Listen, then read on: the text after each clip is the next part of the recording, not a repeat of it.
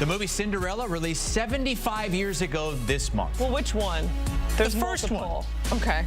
Not the one that was released like 10 years ago. How about that? Like not the one with Whitney Houston. You're talking about like the OG cartoon. The OG! Okay, I just need to clarify. Sorry, continue. Very fitting, obviously, considering all the madness surrounding Cinderella and the slipper and all that. We've had so many of them over the last 20 years. I feel like we're forgetting easily St. Mary's. That's one of the greatest of all time. A 15 seed going to the Elite Eight. This is the GOAT, though, in my opinion. George Mason.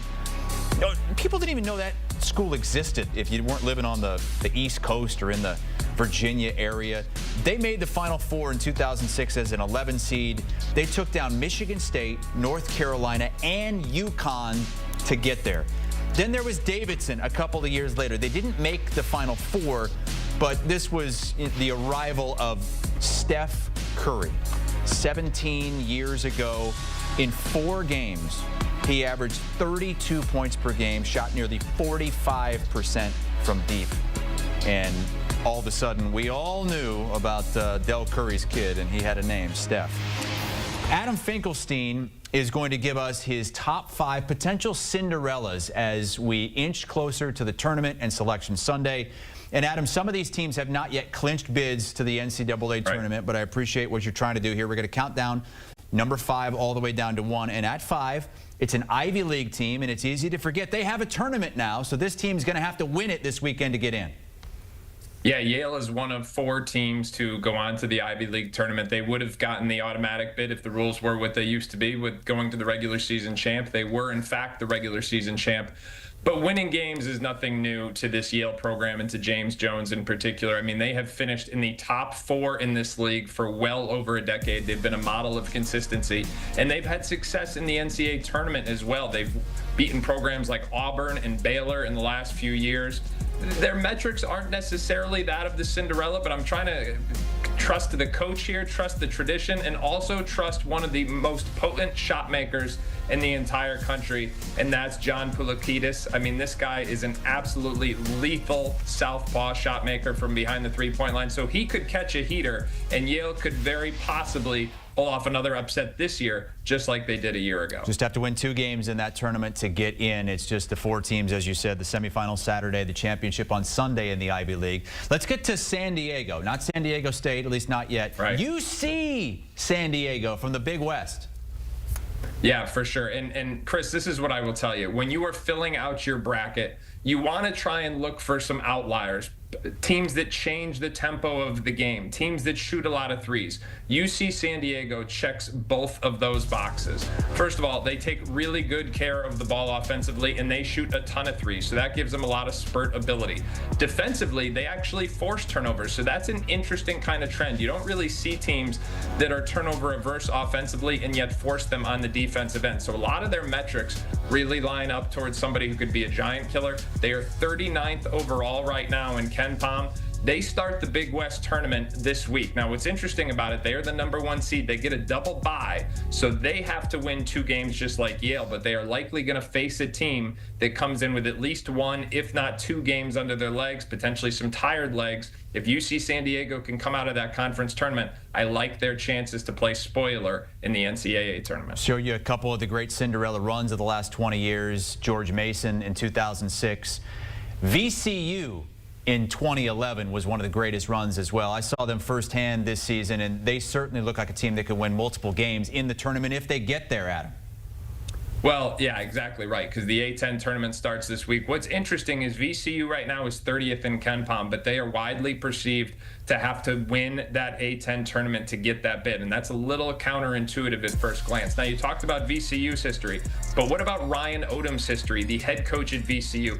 He was the head coach at UMBC when they scored that win over Virginia, the first 16 seed to beat a number 1 in the NCAA tournament, so he knows how to win these big games. This is also a perimeter-oriented attack. You've got Joe Bamisile there, you've got Max Shulga there, and you've got 2 other guards who average in double figures. Max Shulga is the A-10 player of the year. You've got 4 different guards who can spread you out, who can play with pace, who can beat you in a lot of different ways. And so I think they're going to be a really tough matchup. I like their ability to create mismatches on both ends of the floor. And again, trusting that big game experience from Ryan Odom and his super calm demeanor in these high tense moments, I think that's a big variable as well. All right, they're your number 3 ranked Cinderella team at this point. Of your 5 ranked teams, only one of them is already into the field, and that's your number 2 ranked team, the Drake Bulldogs.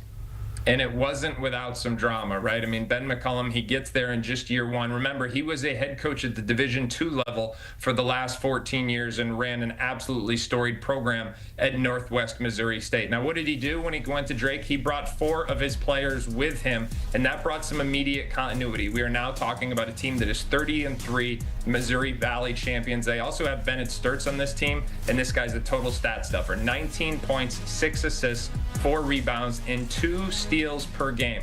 We talk about some of the outliers of a spoiler, some of the characteristics. These guys play at one of the slowest tempos in the entire country. So if you're looking for a highly talented high major who can just separate over the course of an extended amount of possessions, that's not going to happen against this Drake team. They're also a terrific execution team on the offensive end of the floor. It's going to be no surprise if they win a game or 2 in March Madness. And your number 1 ranked Cinderella right now is a team that was 1 win away from a national championship just a couple of years ago in San Diego State. They are among Jerry Palm's last 4 in, Adam. Well, this is what's really interesting, because as we begin the Mountain West tournament, they're the 4th seed, Chris. So, you know, they may not. I mean, I think they've got a little bit of work to do, but it's the non-conference record that stands out because they've got wins over Creighton. They've got wins over Houston. And this is a classic Brian Dutcher team. I mean, they are terrific on the defensive end of the floor. 12th overall in the country. They're a little bit foul prone, but they're the number 1 shot blocking team in the country, and they also hold teams to a very low field goal percentage. They've got an emerging star in the backcourt, and I'm talking about Miles Bird. He's already a name that is on NBA radars. And then they've got Nick Boyd, who spent the last 4 years at Florida Atlantic playing for Dusty May, and so we know he has made these inspired runs themselves. He got to a Final Four, the very same one that this San Diego State did in Houston 2 years ago. So I like their experience. I like Brian Dutcher's philosophy, and I think it is poised again to make a run here. We're talking about the 43rd ranked team analytically in the country and one of the best defensive teams there is. Top 5 Cinderella teams right now, according to Adam Finkelstein. We'll be having him back throughout the course of the next couple of weeks as we fill out the bracket. These are teams to look for if they make it in. Drake is already in as an at-large out of the Missouri Valley, but these other teams, VCU, UC San Diego, and Yale, may all have to win their conference tournaments to get in. San Diego State, a win or 2 should get them in. Selection Sunday, 5 days away.